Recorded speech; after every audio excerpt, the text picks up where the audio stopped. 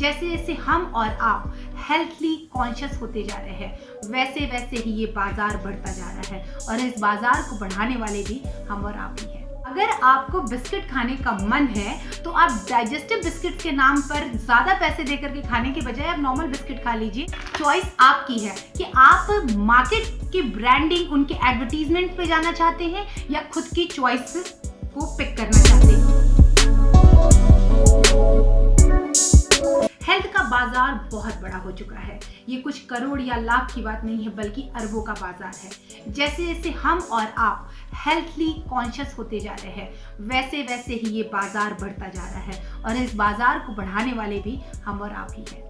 सबसे खास बात, हमें जब मार्केट में जाते हैं तो हम बहुत ज़्यादा कॉन्शियस होकर के उन प्रोडक्ट्स को पिक करते हैं जिस पे लिखा होता है फैट फ्री, या लिखा होता है सपोर्टिंग टू वेट लॉस, या लिखा होता है शुगर फ्री, या लिखा होता है high fibre, like digestive biscuits हो गए, अलग अलग तरीके के बटर्स हो गए, आलमंड बटर्स हो गए, पीनट बटर्स हो गए। स्पेशली बिस्किट्स और नमकीन का जो बाजार है और हमारी जुबान जो खाना चाहती है उसको वो बहुत अच्छे तरीके से ग्रिप करके बैठे हैं। लेकिन क्या आपको पता है, आपने कभी नोटिस किया कि इस तरीके की पैकिंग पर जो इंग्रेडिएंट्स लिखे गए हैं, जो कैलोरीज के जो डिफरेंशिएशंस लिखे गए हैं, वो मोर और लेस नॉर्मल प्रोडक्ट के ही बराबर है। तो अगर आपको बिस्किट खाने का मन है तो आप डाइजेस्टिव बिस्किट्स के नाम पर ज़्यादा पैसे देकर के खाने के बजाय आप नॉर्मल बिस्किट खा लीजिए, बात एक ही पड़ेगी। वैसे तो मैं सजेस्ट करूंगी बिल्कुल नहीं खाना चाहिए, लेकिन चलिए आपका, मेरा, सबका, मतलब मेरा भी फेवरेट है, आपका भी होगा, और एक चहीता ब्रांड है, ब्रांड का नाम नहीं लूंगी मैं, पर उनके इंग्रेडिएंट्स पे नजर डालती हूँ क्योंकि शाम की चाय के साथ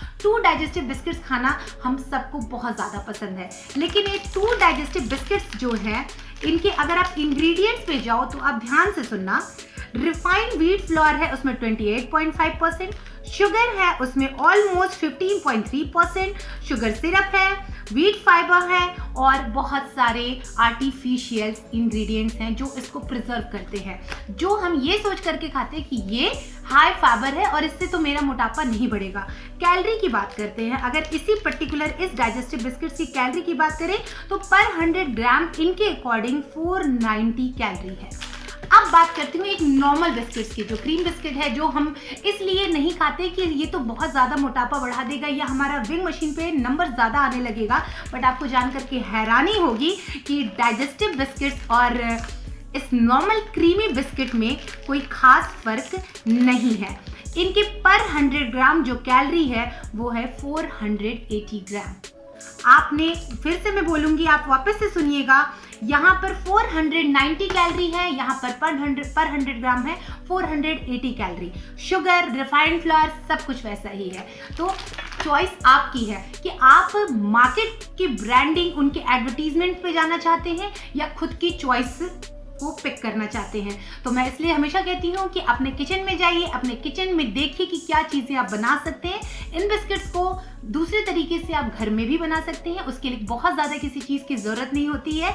दूसरी बात, आजकल हमेशा प्री वर्कआउट या पोस्ट वर्कआउट हम क्या करते हैं, पीनट बटर ज़रूर लेते हैं, ऑब्वियसली, क्योंकि वो एक हेल्दी ऑप्शन होता है ब्रेड एंड बटर के साथ, rather than plain butter. Peanut butter एक बहुत ज़्यादा हेल्दी ऑप्शन है।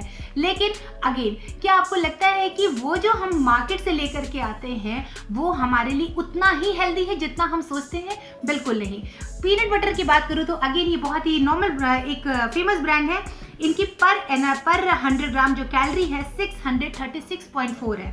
इसमें सबसे ज़्यादा इंग्रेडिएंट अगर देखा जाए तो पीनट्स है ऑब्वियसली, लेकिन दूसरा एडिबल वेजिटेबल ऑयल है, तीसरा आयोडाइज्ड सॉल्ट है।